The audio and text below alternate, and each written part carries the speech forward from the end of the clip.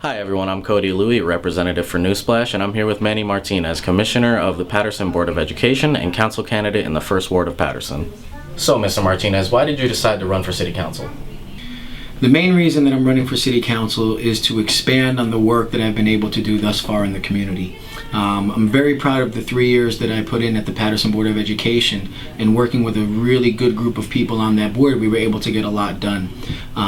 And I learned a lot by being on the Patterson Board of Education, and timing is really important and was important in my decision to run for council, because I was able to finish my full term, and that's something that I'm very proud of. I believe very much in finishing what I started, and I was able to do that. And when this opportunity presented itself, I felt that it was the right thing to do, because again, this is just a way for me to grow and serve the community in a larger capacity. And again, I'm very much aware that as an individual on the City Council, it's very limited what I can get done. But working with the team of the other council members, I feel we have the opportunity to get a lot done. And again, that's a lesson I learned by working cohesively with members of the Board of Education, that one person alone can't get very much done. But when you work as a team, when you work cohesively with the folks around you, then you're able to get a lot more done. And again, building off the experiences I had on the Board of Education, I've learned a lot, and I just want to take what I've learned, apply it on the council, and continue to grow and learn from the folks who have been on the council longer than I. Be a fly on the wall, listen, and grow with them, and be a part of a winning team. That's essentially what I want to bring to the table. I want to be a part of a team that wins. How do you feel a role in the City Council will benefit the city, and what's your main objective?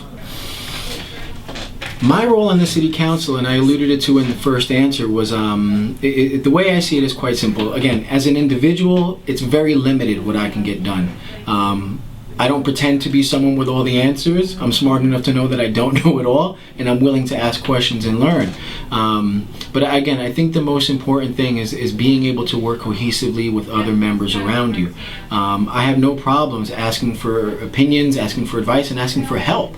As a council person, I'm essentially the voice for people in the 1st Ward, and that's what I want to be. But if those people aren't coming to me and letting me know what their needs are, and letting me know specific ways that I can help them and what resources they need, in this way I can go out and bring those resources to the table, then I'm useless. As one person up there trying to work on my own agenda or get my own things done, that doesn't do anyone any good. I need people to tell me, hey Manny, these are the things that I'm noticing in my neighborhood, on my street.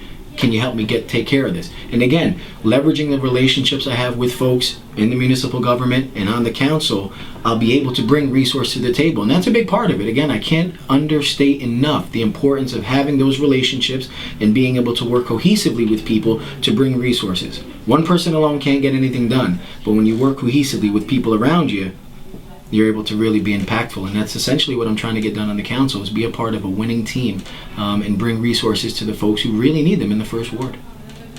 What are the biggest challenges you faced during your candidacy? The biggest challenges I faced, honestly, is that the folks that I'm running against are people that I know and people that I like genuinely as friends and as colleagues. And unfortunately, by virtue of an election, there's going to be a winner. But I hesitate to use the word loser, because I don't think any of these folks that I'm running against are losers.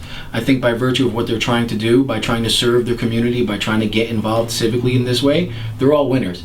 But again, this is an election, so there is going to be one person who will eventually come out on top, and other folks who won't. But I'm confident that these folks will continue to work together, regardless of the outcome. And obviously, I'm hoping that I'm the person who will be able to represent the ward. But that's definitely a challenge. The other challenge, really that I see, or the need rather, that I see in the 1st Ward, and through this need, if we're able to bring these things to the table, I think it fixes a lot of other things. Is simply put, jobs. Folks in the 1st Ward, not only in the 1st Ward, but in the city of Patterson, but specifically in the 1st Ward, they need jobs.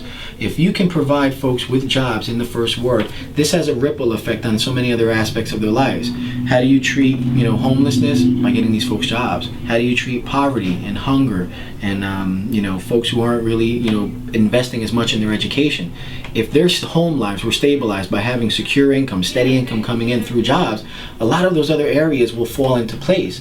So that's really the biggest challenge that I see, is how do we get those jobs into the 1st Ward, into the city of Patterson? Because a part of the challenge that we face is the perception that people have of the city of Paterson.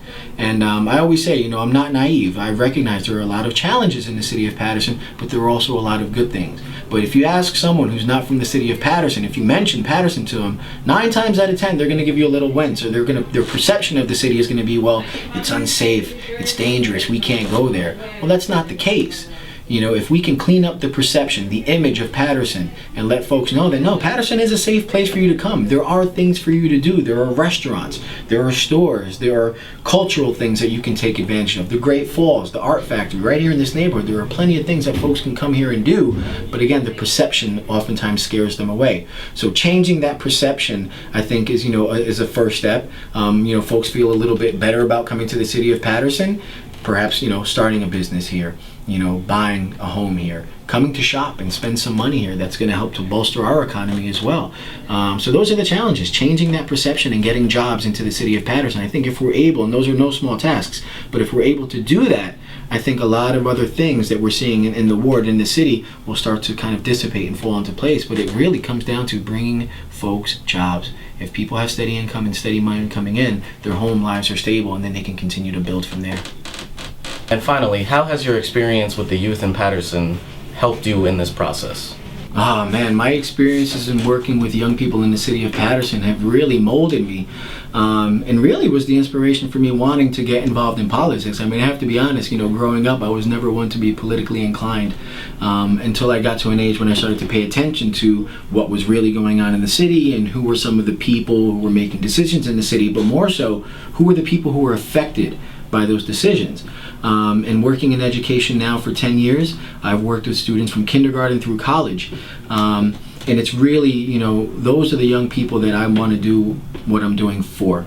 The work that we've done at the Great Falls National Historic Park, having these young people. Now, I was just with a few of them a little while ago. 2 of them are now full-time employees with the National Park Service. So I have 2 young high school students that I kind of helped to work with and mentor, now working for the Park Service, and they have this sense of pride about working in Paterson and staying in Paterson. That means everything to me. My goal, in politics, I'm rather new to it, and to be frank, I don't want to be a lifer in the game of politics. I see politics very much as a way of, like time in the military. You come in, you do your time, you take things, you leave them better than you found them, then you step aside and you make room for the next young lady, for the next young man to come up, and then it's their turn. So working with the young people is huge. That, it's the center of what I do every day. It's more than my 9 to 5. It's my love, it's my passion. But I understand that we're only as strong as the people that we have coming up behind us. So if I'm not grooming young people in the city of Paterson to be leaders, to have this sense of pride in the city of Paterson, to say, no, you know what? When I graduate high school, I want to go to college, but then I want to come back to Paterson, and I want to open a business, and I want to work with young people, and I want to pay it forward. That's really what I want to do. I had coaches and teachers who mentored and who brought me up, who really instilled that sense of pride in me. And that's what I want to do with young people, and I've seen it. It's happening. I know a lot of young people who are now saying, you know what, no, I don't have to leave Paterson. I don't have to measure my success by whether or not was I able to leave the city of Paterson. You can still be successful and live in the city of Paterson. You can still own a business and travel the world, but come back to Paterson and share what you've learned. Share your experiences with other young people so they can have that sense of, oh, okay, wow, the world is bigger than just my neighborhood, bigger than just Paterson, bigger than Passaic County. But come back to Paterson and share what you've learned. So working with young people is everything. Again, I'm grooming young people every single day. Again, I don't want to be in this game forever. I want to effectuate change as best as I can while I'm here, leave it better than I found it, and then step aside and make room for the next person to come in and say, you know what, it's your turn. You take this baton, you manage this city, and you make it great. Continue to make it great. So that's the goal, man. The young people is where it's at. Well, thank you, Mr. Martinez. I appreciate it, and I hope we can re-interview you once you hit the seat. Hopefully, man. I appreciate it, and thank you for coming out and spending some time with me. This is Cody Louie for Nusplash. It's been a wonderful experience, and I'd like to give a big thank you to Manny Martinez for his time.